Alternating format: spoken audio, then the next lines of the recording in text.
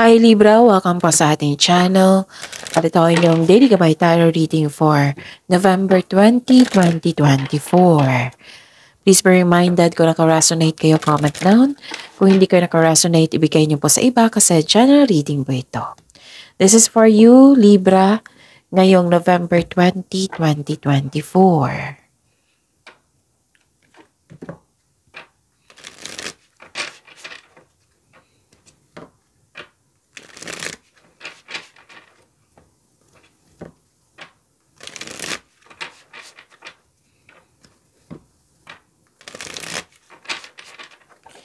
Para po ito sa inyo, Libra, ngayong November 20, 2024. Maraming salamat po sa inyong patuloy na suporta at maraming salamat din po sa mga hindi nag-skip ng ads. Gamitin ang reading na ito bilang gabay lamang sa mga hindi pa nag-subscribe. Subscribe na po kayo at click bell notification para malaman nyo na may bago tayong video.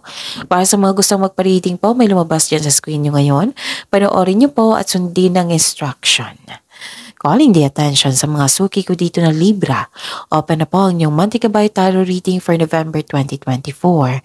May 6 months from now reading tayo at love life reading po. So message me Libra for schedule. Maraming salamat po. Please be reminded na slow ako ngayon, pahinto-hinto kasi may sipon po ako. So pasensya na po.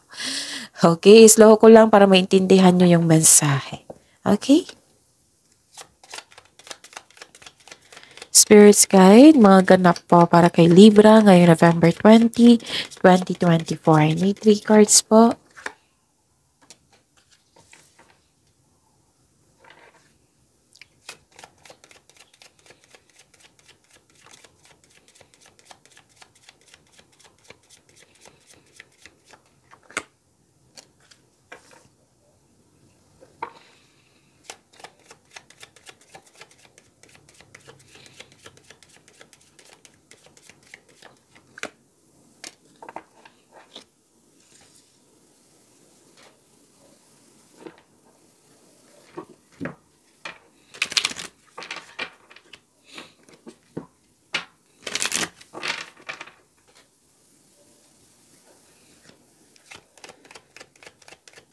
Spirits Guide, mga mensahe pa para kay Libra ngayong November 20, 2024. I need 2 cards po.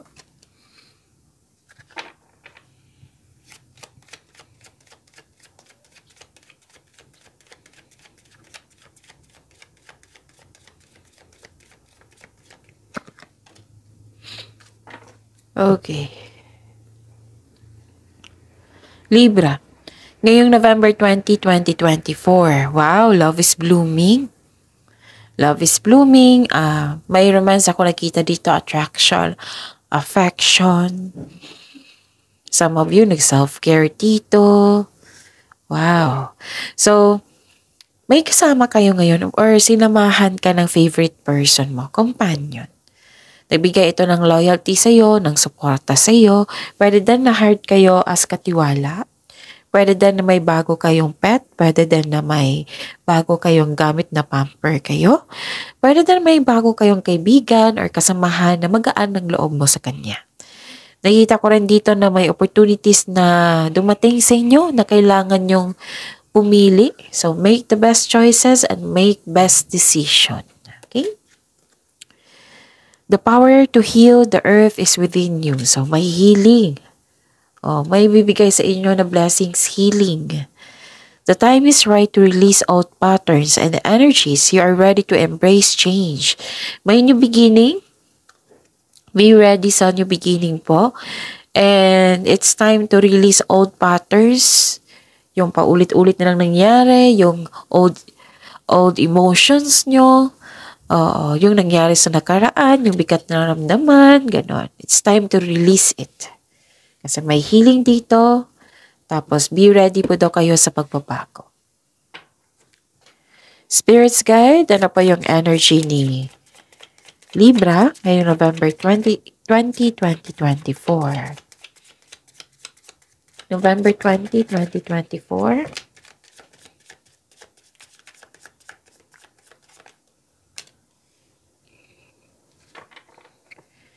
The clarification of this card po.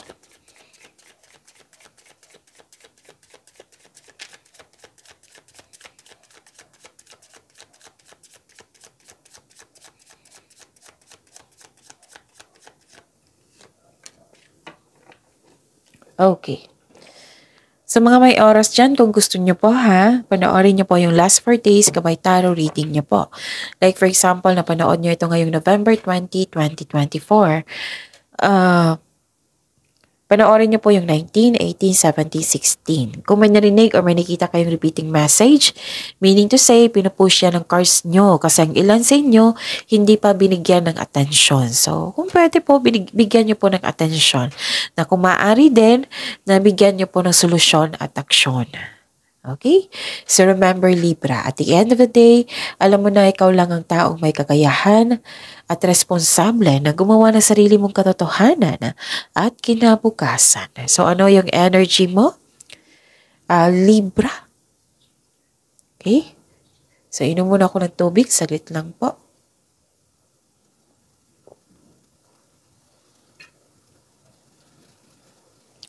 Okay. Okay. Nakikita ko dito malungkot ka.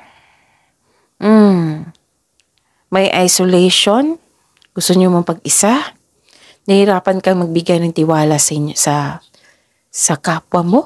Oo. Pero I believe gusto niyo may kausap dito. Libra. Oo. Kasi may some of you gusto niyo mong pag-isa and some of you gustong may kausap. Kaya nga may sinabi dito na may kausap ka, companion. Okay? So kung nahihirapan ka magbigay ng tiwala sa isang tao, mag-journal kayo. Para masuri mo rin kung bakit ka nagkaganyan. Kung ano yung punot dulo, kung bakit yan nangyari. Para masuri mo, para mas makilala mo yung sarili mo. Yes, nakakatulong talaga yung journal po. Journal or diary. Okay, so yun nga. Ang ilan sa inyo sinabi ko sa inyo na gusto nyo mapag-isa, isolation. Tapos ang ilan sa inyo gusto nyo may kausap. Pero nahihirapan kayo sa pag-reach out kasi andito yung mistrust Nahihirapan kang magbigay ng tiwala. Ganun. So, it's time. So, ang sabang advice ng card dito, it's time to reach out ng support and connection. Kung pwede, tanongin nyo yung intuition nyo. Kausapin nyo po yung intuition nyo. Use your intuition to guide you. Okay? Don't worry, andito naman yung justice po. May malalaman kang katotohanan, magiging balanse na, nagkaroon ng clarity, nagkaroon ng cause and effect, justice nga. Fairness. Okay? May justisya na parating sa iyo. And this card asks you to use your logic and remain objective. Dahil ito ay nakatulong na ma-uncover mo ang katotohanan sa isang sitwasyon.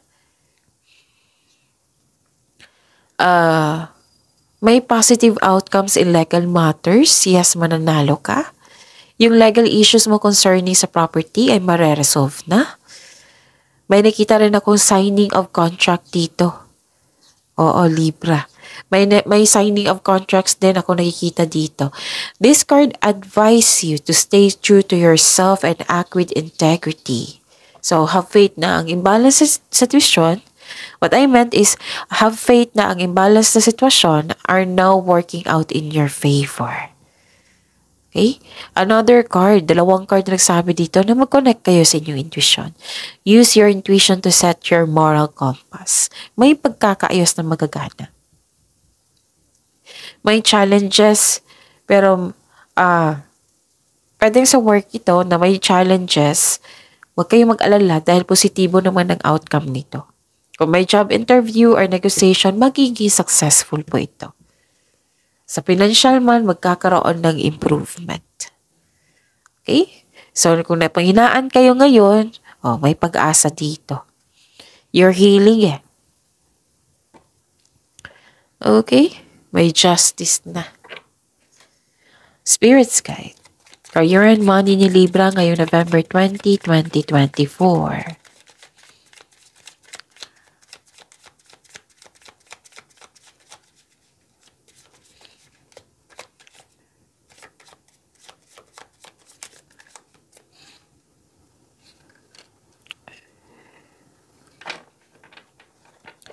And the clarification of this card po.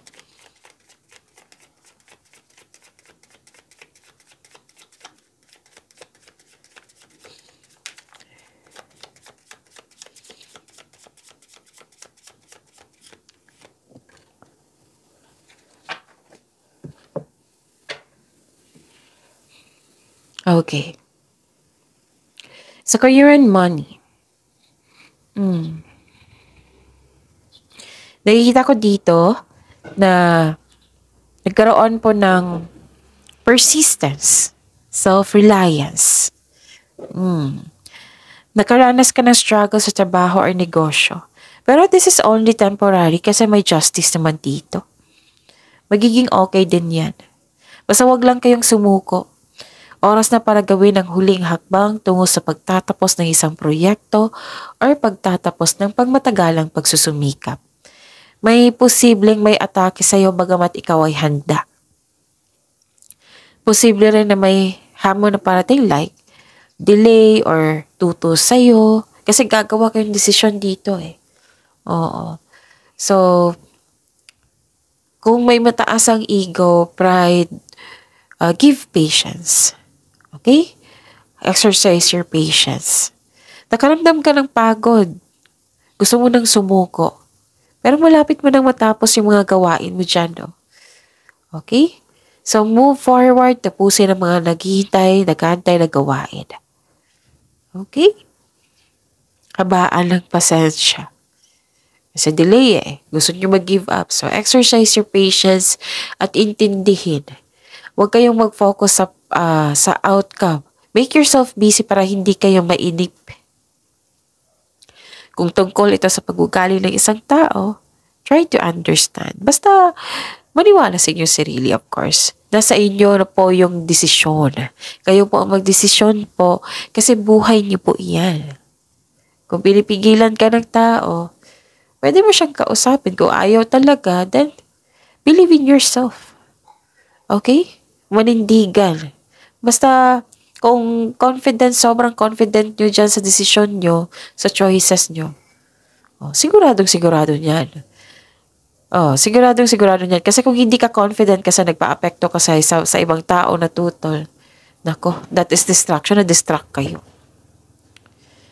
Siguraduhin konkretong plano ay kailangan para magiging confident kayo. Kasi kung magkakaroon konkretong plano, hindi lang tutulungan ka nito sa future routine mo o sa inyong gawain, sa inyong desisyon.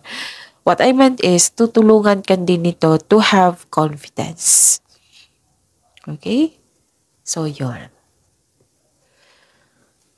So, nasabi ko na ata. Oo.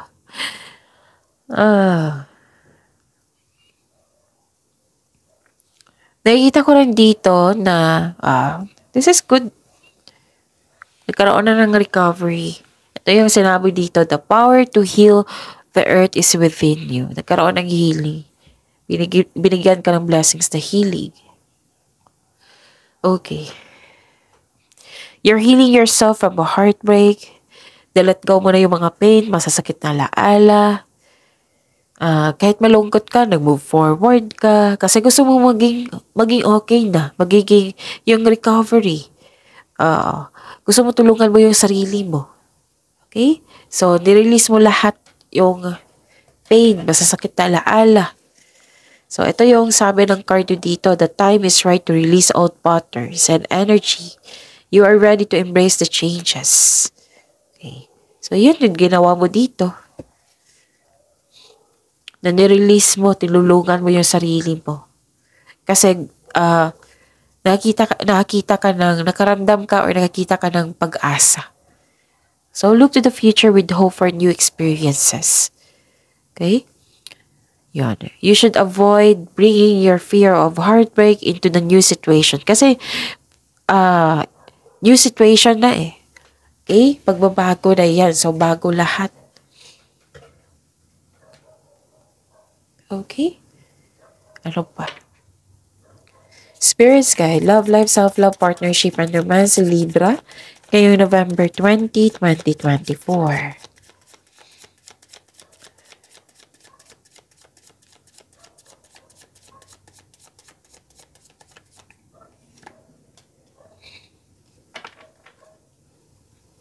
And the clarification of this card po.